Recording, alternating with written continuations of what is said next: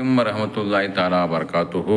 அன்பார்ந்த சகோதரர்களே, பெரியோர்களே, தாய்மார்களே, தீன் இஸ்லாம் சுன்னத் ஜமாத் மதரசா மாணவர்கள் இன்று 77வது குடியரசு தின கொண்டாட்டம். அதை பற்றி நீங்கள் பார்க்க போகிறோம். என்ன பார்க்க போகிறோம்? விழா கோலாகலமாக நாடு முழுவதும் 77வது குடியரசு தின விழா கொண்டாட்டம். அனைவருக்கும் இனிய குடியரசு தின விழா நல்வாழ்த்துக்கள். நாம் அரசியல் சாசனத்தின் பெருமை செய்யும் நாட்டு ஒற்றுமையையும் நினைவு கூறும் இந்த நாளில் நாடு மேலும் வளமுடன், ஒற்றுமையுடன், அமைதியுடன் முன்னேற்ற பாதையில் பயணிக்க நாம் அனைவர்களும் வாழ்த்துகிறோம். நாம் நாட்டு விடுதலை போராளிகள் நாமெல்லாம் அறிவோம்.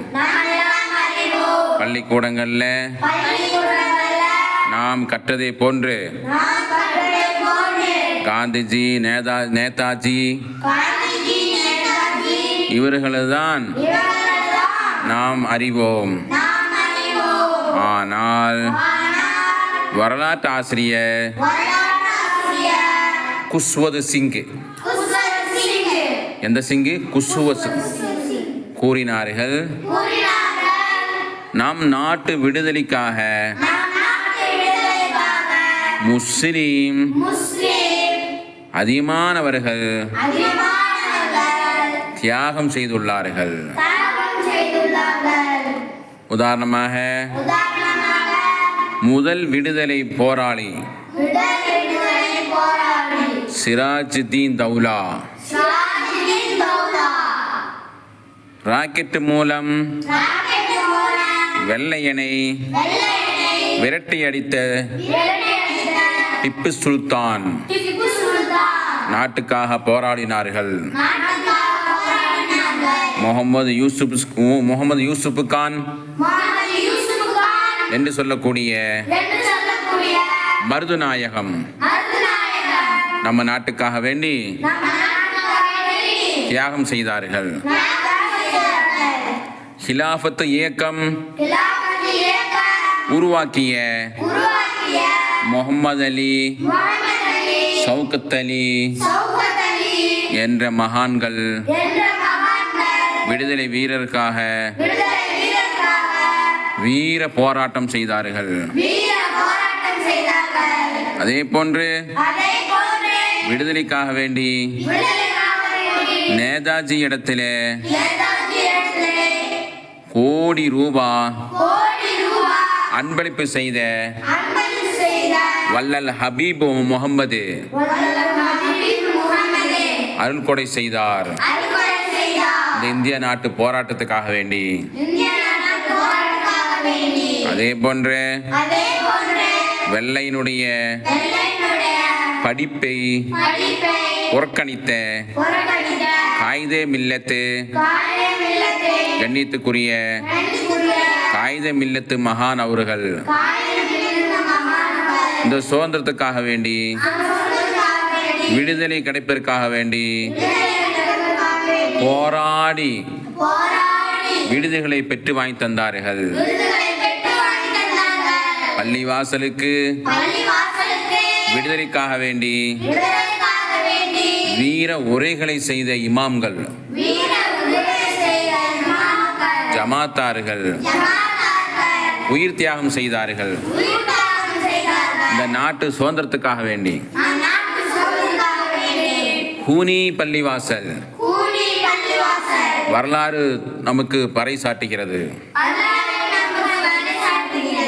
தேசிய கொடியை உருவாக்கிய இஸ்லாமிய பெண்மணி சுரையா தியாப்ஜி இவர்கள் நினைத்து விடுதலைக்காக வேண்டி போராடியவர்கள். இவர்களெல்லாம் நினைத்து இன்றைய நாள் நாம் அவர்களுக்காக வேண்டி நாம் துவா செய்வோம். 27வது குடியரசு தினத்துக்காக வேண்டி அனைவருக்கும் இனிய குடியரசு தின விழா வாழ்த்துக்களை சொல்லி காந்திஜி கூறினார்கள், இந்தியாவிலே நல்ல ஆட்சி மலர வேண்டும் என்று சொன்னால் உமருடைய ஆட்சி இருந்தால்தான்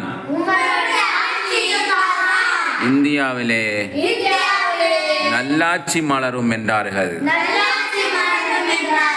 அப்படிப்பட்ட நம்ம இந்தியா நாட்டில் நீதமான ஆட்சி மலர உமரே ஃபாரூக் ரலியல்லாஹு தஆலா அன்ஹு அவருடைய ஆட்சி வர வேண்டும் என்று நாம் எல்லாம் பிரார்த்திப்போம். அனைவருக்கும் ஷேர் பண்ணி இந்த விடுதலை போராடக்கூடியவர்களை அனைவர்களும் அறிவோம், நினைவு கூர்வோம், அவர்களுக்காக வேண்டி துவா செய்வோம். அல்லாஹ் சுப்ஹானஹு வ தஆலா இந்த இந்தியா திருநாட்டை ஆதம் நபி அலைஹிஸ்ஸலாத்து வஸ்ஸலாம் அவங்கள இறங்க வைத்து மனிதர்களை உருவாக்கிய இந்தியா திருநாடு சகோதரத்துவத்தையும் ஒற்றுமையையும் கட்டுத்தந்த நல்ல ஆட்சியை அல்லாஹ் தஆலா நம்ம அனைவர்களுக்கும் தருவானாக. ஆமீன் யா ரப்பல் ஆலமீன். அஸ்ஸலாமு அலைக்கும்.